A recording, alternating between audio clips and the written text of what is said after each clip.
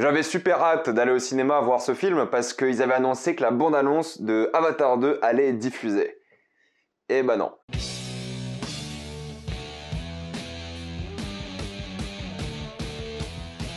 Doctor Strange 2 in the Multiverse of Madness. Comme d'habitude, jusqu'à la minute indiquée dans le titre de la vidéo, il n'y aura pas de spoiler, jusqu'à vous êtes tranquille, après on va tout spoiler. Doctor Strange 2 raconte l'histoire de Stephen Strange qui cette fois-ci va devoir protéger une jeune fille qui arrive à voyager à travers les multivers car un méchant va vouloir la récupérer et absorber ses pouvoirs et la tuer en faisant cela. Et ce monstre pourra donc posséder le multivers. Avant de commencer cette critique de Doctor Strange 2, j'aimerais remercier le partenaire officiel de cette vidéo, CyberGhost VPN. Vous savez tous qu'un VPN aujourd'hui, CyberGhost VPN c'est 38 millions d'utilisateurs et presque 5 sur 5 sur Trustpilot, un vrai site fiable. C'est pratique pour nous cinéphiles et sériphiles parce qu'il y a des films comme Doctor Strange 2 qui vont sortir chez nous dans 2 ans, voire dans 3 ans officiellement, alors qu'aux États-Unis ce film sortira sûrement dans 3-4 mois sur Disney+ et sera disponible pour toujours. En France c'est bien plus compliqué et cela marche avec beaucoup de films, par exemple de Batman disponible depuis je crois déjà 3 semaines sur la plateforme HBO Max aux États-Unis et d'ailleurs dans d'autres pays en Europe. Donc vous pouvez débloquer plein de différentes plateformes de streaming. Pour ça c'est super pratique mais aussi pour la sécurité lorsque vous voyagez par exemple sur la Wi-Fi de l'hôtel, du restaurant, de l'avion, du bus, peu importe où vous êtes, c'est bien plus sûr d'avoir un VPN pour être en pleine sécurité. Ce qui est cool avec CyberGhost VPN c'est que vous avez un abonnement pour 7 personnes différentes et c'est super simple d'utilisation. Vraiment tout le monde peut l'utiliser. L'application est disponible sur tous vos appareils préférés et vous êtes remboursé ou satisfait sous 45 jours et vous avez le droit à une assistance technique en français 24h/7. Le lien est dans la description et dans le commentaire épinglé et vous avez le droit à 4 mois gratuits offerts plus 85% de réduction. Foncez sur l'offre. Je voulais vraiment aller voir ce film parce qu'il y avait la bande-annonce d'Avatar 2 qui allait apparaître devant et en fait ils l'ont pas diffusé dans mon UGC. Peut-être parce qu'il faut que la séance de Doctor Strange soit en 3D parce qu'apparemment la bande-annonce est en 3D. Mais du coup j'ai pas eu le droit à la bande-annonce. Je sais pas quand elle sortira mais j'en parlerai sur la chaîne évidemment quand elle sortira. C'est mon film le plus attendu de l'année, ça vous le savez. Enfin bref, pour parler maintenant de Doctor Strange 2, c'est vrai que c'est un film que j'attendais pas mal mais en même temps plus le temps passait, moins j'étais intéressé parce que je sais pas, il y a eu moins en moins de hype. Il y en avait beaucoup quand No Way Home est sorti, il y en a eu de moins en moins et je pense qu'il y a 2 petits problèmes. Le premier c'est qu'il y a plein de gens qui disaient qu'il faut voir What If, il faut voir plein de contenus différents Disney+.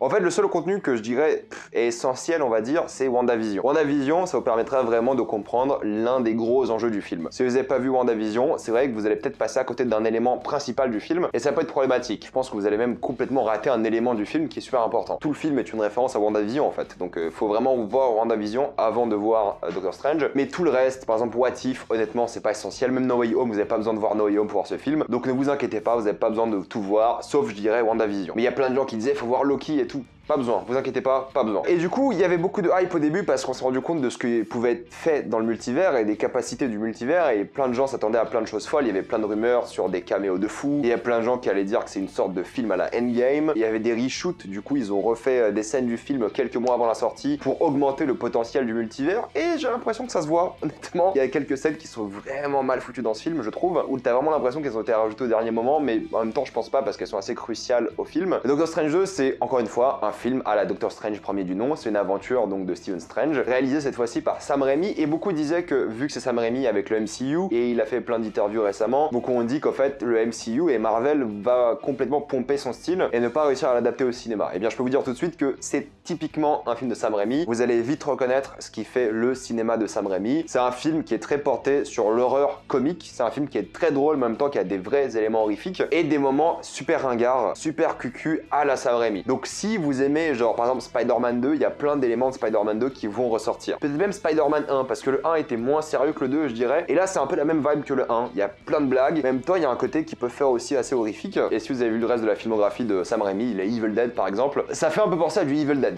clairement. Et ça, je pense que ça va déplaire à beaucoup de personnes parce que c'est un film qui est quand même assez différent du MCU de manière générale, comme Les Éternels qui a beaucoup été détesté parce qu'il y avait une vibe complètement différente du MCU, alors que moi, je trouve que c'est un des meilleurs films du MCU. Là, Doctor Strange 2, j'étais assez surpris à quel point il y avait du Sam Raimi. On a plein de fois la caméra qui passe à travers les yeux des personnages, il y a la caméra qui fonce sur le visage d'une inconnue qui crie, il y a plein de plans sur des femmes qui crient, qui est typique de Sam Raimi, il y a plein de fois la caméra qui passe à travers des objets, il y a quelques scènes qui sont clairement, enfin j'ai l'impression pas faites par Sam Raimi mais par l'équipe des effets spéciaux, il y a pas mal de scènes dans le multivers un peu comme dans le premier Doctor Strange, les moments un peu psychédéliques, là je pense pas que c'est Sam Raimi, je pense que c'est une équipe d'effets spéciaux qui ont tout fait en effets spéciaux et puis basta, et je pense pas que c'est lui forcément, peut-être il a eu son mot à dire et tout bien sûr, mais je pense pas que c'est lui. Là, Sam Raimi je l'ai reconnu avec le style, on va dire l'humour, et en même temps un peu l'horreur entre guillemets, parce que c'est pas un film d'horreur, hein. Mais les moments horrifiques, c'est typiquement du Sam Raimi. On a plein de fois la caméra qui est vraiment en fisheye autour des personnages, il y a plein de fois la caméra qui va autour des personnages et il y a des moments juste grotesques. À la fin, je l'ai trouvé à la fois trop bien, grotesque, et en même temps j'étais mort de rire parce que je voyais ce genre de truc. Je dirais qu'il y a peut-être des gens qui vont être déçus parce que c'est pas un endgame, hein. Il n'y a pas plein de super-héros, il n'y a pas de tout ça. Il n'y a pas beaucoup de caméos, il y en a quelques-uns. Je trouve pas que le film est généreux sur les caméos et je suis bien content. Et je pense que si vous avez cette attente de vous dire je vais voir un grand film avec plein de bastons, plein de trucs de fou, il n'y a pas beaucoup de scènes d'action, il y en a quelques-unes, hein, avec plein de trucs incroyables, des caméos de fou, ne vous attendez pas à ça. Il y a quelques caméos sympathiques, mais rien de fou furieux. Mais honnêtement, n'y allez pas pour les caméos. C'est ça le truc, hein. N'y allez pas, on vous attendant à des caméos de partout. Ne faites pas attention forcément aux rumeurs pour ce coup. Il y a quelques petits trucs qui sont sympas, d'accord, mais c'est pas le but du film. Et il y a une scène où il y a pour le coup beaucoup de caméos d'un coup. Une scène qui a déjà été montrée dans la bande-annonce au final, hein, qui est pour moi la pire scène du film. C'est le pire moment du film. C'est le moment où je me suis dit, là, ça se voit que c'était le cahier des charges de Marvel. Il faut les reshoot, faut qu'on rajoute des caméos pour faire plaisir aux fans. C'est l'impression que j'ai eue pour le coup, pour ces scènes-là. C'était très plat comme scène, j'en parlerai plus en détail en spoiler. Mais le reste du film, j'ai vraiment l'impression que Sam Raimi, sauf ces grands moments en effets spéciaux, où là, pour le coup, j'ai pas eu l'impression que c'était Sam Raimi, hein, mais ces grands moments en effets spéciaux, c'était une équipe technique qui les faisait, d'accord. Mais sinon, le reste du film, il y avait une vraie patte d'auteur. Et les moments les plus intimes et les moments horrifiques, tu sens vraiment Sam Raimi et j'ai adoré ces moments. Au fait, l'histoire, et c'est dur d'en parler de cette histoire sans spoiler parce qu'il y a beaucoup d'éléments qui sont intéressants, mais au fait, ça va suivre d'un côté l'histoire de Stephen Strange et l'autre côté de Wanda. C'est tout ce que je vous dirais. J'ai adoré le traitement des deux personnages pour le coup, j'en parlerai plus en détail en spoiler, mais ils vont vraiment s'attarder sur leur psychologie, sur vraiment ce qui les rend heureux. Le bonheur est une thématique importante. Il y a un caméo qui est génial qui concerne la filmographie de Sam Raimi, si vous le connaissez, qui m'a beaucoup fait rire pour le coup. D'ailleurs, j'étais le seul à rigoler dans la salle et j'étais carrément déçu parce que j'étais comme un con. Je sais pas si les gens connaissaient Sam Raimi qui trouvaient pas ça drôle, et moi quand j'ai vu ce caméo, j'étais mort de rire. Les fans de Sam Raimi, vous savez c'est quel caméo. D'ailleurs, il a bien sûr dit dans plein d'interviews que ce caméo allait être présent. C'est même pas un spoil. Mais c'est vrai que c'est un film qui va, je pense, déplaire parce que les attentes étaient peut-être trop grandes. Et je pense que c'est ce genre de film que les gens vont apprécier plus au deuxième visionnage parce qu'il faut qu'ils comprennent que c'est un film ultra kitsch. Il y a des moments qui sont ultra kitsch. Il y a des moments qui sont juste hilarants, mais pas forcément parce qu'il y a des blagues. C'est juste que le contexte est tellement assumé, tellement absurde que moi ça m'a fait mourir de rire. Mais au fait, dans le bon sens du terme, c'était pas un nanar, je me suis pas moqué. J'ai trouvé ça juste osé, j'ai trouvé ça, enfin osé, c'est un grand mot, mais j'ai trouvé ça assumé et ça fait du bien. Ça fait du bien d'avoir justement de plus en plus le MCU qui s'assume. Il y a des films ultra calibrés comme No Way Home où là, clairement, il y a aucune vision artistique et c'est là pour la thune et le fanservice et ça marche pour eux. Et t'as des films comme Thor Ragnarok, Doctor Strange 2, Les Éternels, Shang-Chi où tu ressens plus vraiment une âme d'auteur et que les réalisateurs se font vraiment plaisir et qui sont vraiment intéressés par ce qu'ils font. Et là, tu vois que le réalisateur, Sam Raimi, est vraiment intéressé, il prend un malin plaisir. T'as un riff de guitare qui passe à un moment à chaque fois que j'adore. Il y a tout un apport à la musique qui est super bien utilisé. Ça devient tellement quelque chose de grotesque la musique dans ce film, j'ai adoré. Ça se fait tellement plaisir, c'est tellement généreux dans la mise en scène, c'est tellement généreux dans les effets spéciaux. C'est de la bonne quoi, c'est un bon trip psychédélique, super fun. Il n'y a pas beaucoup de scènes psychédéliques, un peu comme dans le premier, il y en a voilà, 2 on va dire, mais elles sont super plaisantes et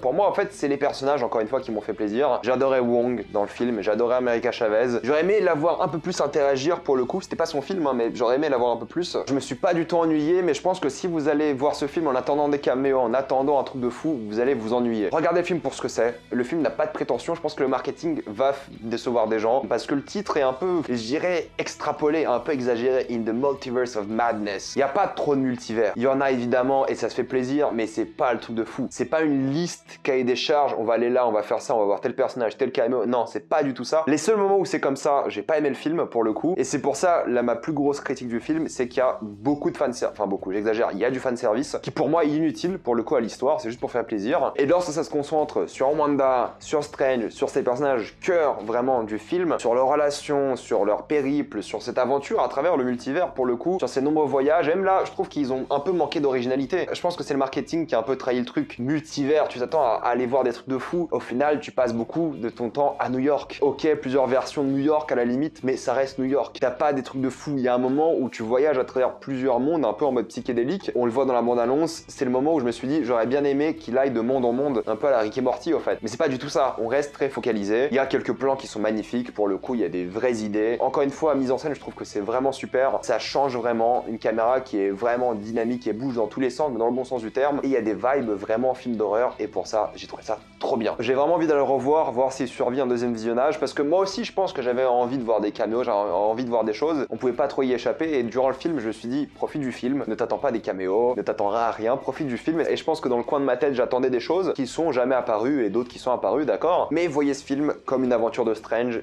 et rien de plus. Et là, vous allez vraiment l'apprécier. C'est à ça que j'ai conclu en disant que c'est un super film. Pour le coup, c'est l'un des meilleurs Marvel d'après moi. Vraiment, ils se sont vraiment éclatés, ils ont assumé. C'est kitsch, c'est ringard, d'accord, mais c'est drôle, c'est touchant. Ça m'a fait sourire tout le long du film, c'est vrai. Quelques moments un peu aléatoires, quelques moments un peu longs où ils doivent expliquer le scénario, c'est un peu surexplicatif, d'accord. Il faut passer par là, ils passent beaucoup de temps à avoir des dialogues comme ça un peu chiants, d'accord, je l'admets. Mais le reste du film, c'est vraiment généreux, c'est vraiment plaisant. Et si vous aimez le MCU et si vous aimez Sam Raimi, je pense que vous allez vraiment vous éclater. Et j'ai vraiment envie de le revoir parce que c'était un bon moment. Donc je le conseille vraiment à tous ces gens qui veulent voir un bon trip fun, que vous aimiez le MCU ou pas. Celui-ci est pour le coup assez différent. Et je dis ça de plus en plus à propos du MCU et ça c'est vraiment une bonne chose. À partir de maintenant, on va spoiler.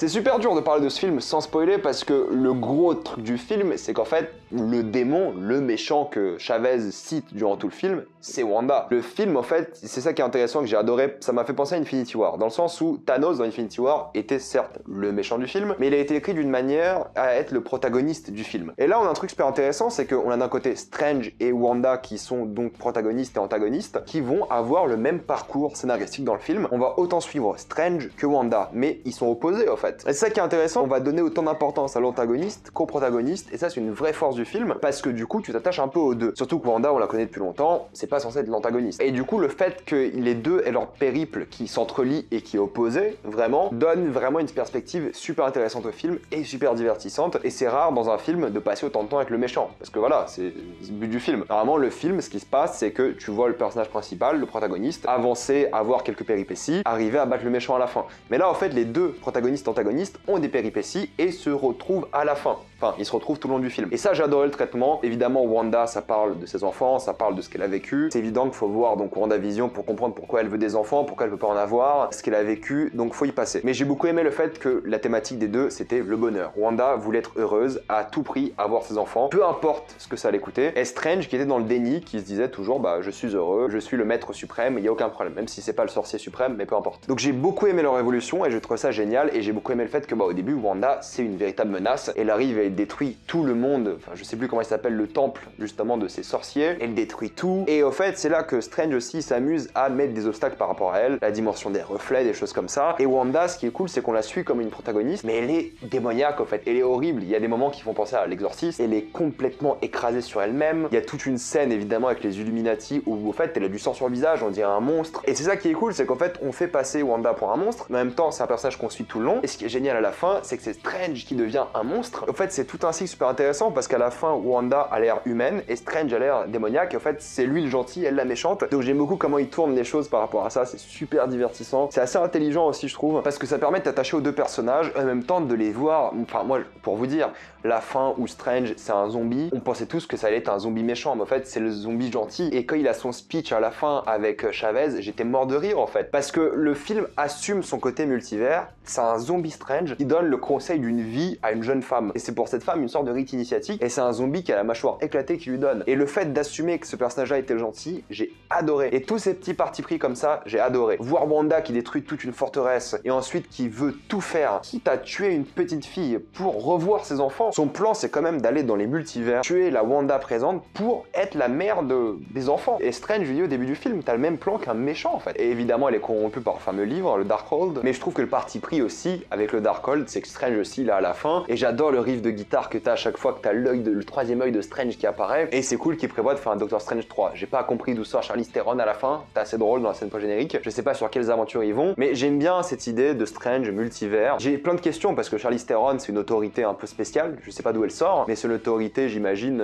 un peu à la Loki peut-être. Pas sûr, mais pareil, quand Strange prend le contrôle d'un mort, t'as les âmes des autres morts qui viennent lui dire qu'il n'a pas le droit de faire ça. Et elles ont quelles autorités ces âmes? Et j'adorais ces âmes. Ça devient presque une cape pour Strange, mais une cape d'âme. Et quand elles attaquent Wanda, elles attaquent avec des mots, des paroles, et tout ce parti pris est super cool quoi. Oui, je trouvais les moments un peu fades visuellement quand ils sont à New York du futur, il y a rien d'intéressant, et c'est très explicatif quand justement bah, ça montre les plus beaux moments de Strange, de Chavez, de choses comme ça. C'est assez explicatif, c'est pas très joli, tu vois que c'était filmé en studio, c'est pas très intéressant. Tu vois que là ils sont pas fait plaisir. Et surtout que t'as le multivers, tu dis, puis t'aurais pu aller partout, mais ils vont à New York 3 fois, c'est un peu dommage. Chiwetel Ejiofor, c'est marrant parce que je sais pas ce qu'il devient, on le voit plus trop dans des films, alors qu'à un moment c'était l'un des mecs les plus talentueux, enfin c'est encore un mec talentueux, mais on le voit plus trop faire des films, j'ai l'impression. Mais pareil, le combat avec Strange, il était genre super banal. T'as quand même un moment où t'as deux sorciers, et ce que tu fais, c'est un petit combat d'arts martiaux qui était pas mauvais, hein. Mais c'est juste que c'est une opportunité ratée. Moi, c'est la scène avec les Illuminati. Très cool de voir Patrick Stewart, de voir Xavier dans son fauteuil un peu à la comics. Très cool. Ok, mais honnêtement, cette scène ne servait à rien. C'est du fan service. Cool d'avoir John Krasinski en 4 Fantastiques. Cool de le revoir dans les prochains films 4 Fantastiques, j'imagine, du coup. Mais cette scène ne sert à rien. Hayley Atwell, cool de la revoir en Captain America.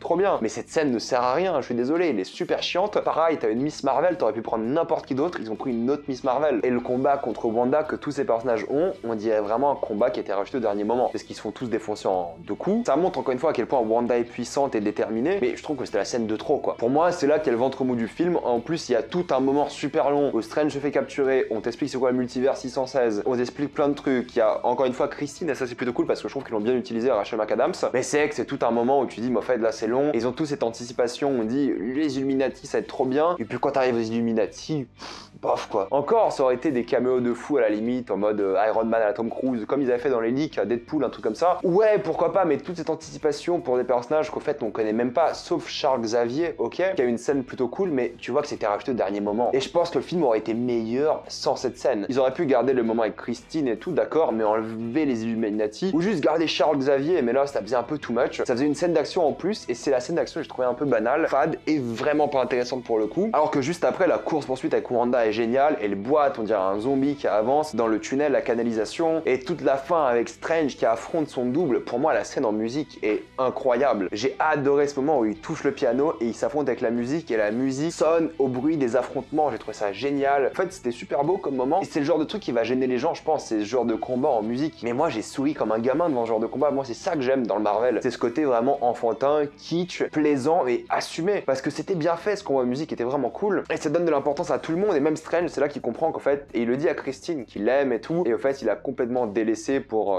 passer à autre chose. Oui, la scène avec la sœur de Strange qui est morte jeune, décédée jeune, j'ai pas trouvé ça très cool. Enfin, bref, peu importe. C'est un traumatisme en plus qui sort de nulle part. Il explique, ouais, on le dit à personne, jamais, ok. Mais ils auraient pu trouver autre chose, comme tout là, c'est quand même un gros traumatisme, c'est pas rien. En plus, il y a cette phrase en mode, on le dit vraiment à personne, ouais, enfin ouais, mais vous le dites pas non plus au spectateur et ça sort un peu de nulle part. Ils auraient dû trouver une référence qui était dans les précédents films, qui aurait été cool aussi et qui serait pas sortie de nulle part. Le combat à la fin était cool, j'adore les responsabilités que Wong a pris durant ce film, il mérite le titre de sorcier suprême, n'importe quoi, de sorcier suprême. Et le plus cool est évidemment la manière dont Wanda, son pire ennemi, c'était ses enfants en final. La chose qu'elle combat le plus, elle est mise face à cette chose, et c'est ça qui lui coûte la vie. Et est-ce qu'elle est réellement décédée? Je ne sais pas, parce que quand la montagne tombe sur elle-même, il y a une sorte d'explosion rouge. Peut-être elle est partie. Je pense pas qu'elle est décédée, honnêtement, vu cette petite explosion. Peut-être celle qui mourait, j'en sais rien. C'est une belle fin pour elle, si c'est la fin. Et de toute façon, il y a un multivers, hein. Maintenant, ils peuvent ramener n'importe qui. Les morts n'ont plus d'importance. Bruce Campbell, Sam Raimi, trop drôle. Trop drôle, j'ai adoré. Avec la scène post-générique, c'est fini, en plein dans la caméra. Il y a plein de moments où les personnages regardent droit dans la caméra. Wanda, par exemple, ce moment d'horreur dans la maison où elle se fait posséder la première fois, trop bien. Il y a plein de moments comme ça horrifiques qui sont super satisfaisants, super kiffants à suivre, et il y a rien à dire, c'était vraiment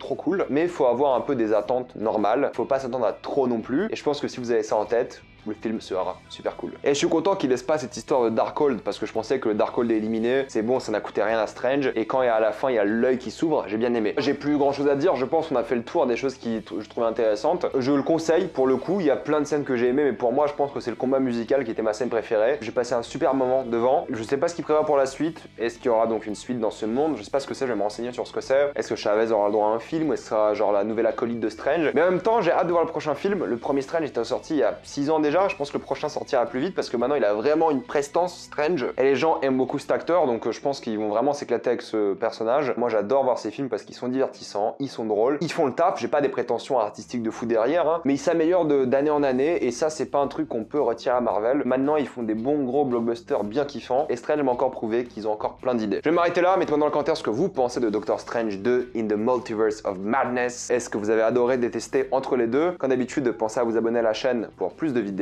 mettez un j'aime, ça aide beaucoup la chaîne. Suivez-moi sur tous mes réseaux. Avant de quitter cette vidéo, pensez à vérifier le lien dans la description et dans le commentaire épinglé pour avoir accès à tout internet et toutes les plateformes de streaming comme vous voulez en pleine sécurité. En effet, pour 1,84€ par mois plus 4 mois donc offert, vous avez le droit d'accéder à tout internet. Foncez sur l'offre, elle est vraiment cool. Et moi je vous dis à la prochaine fois. Salut à tous.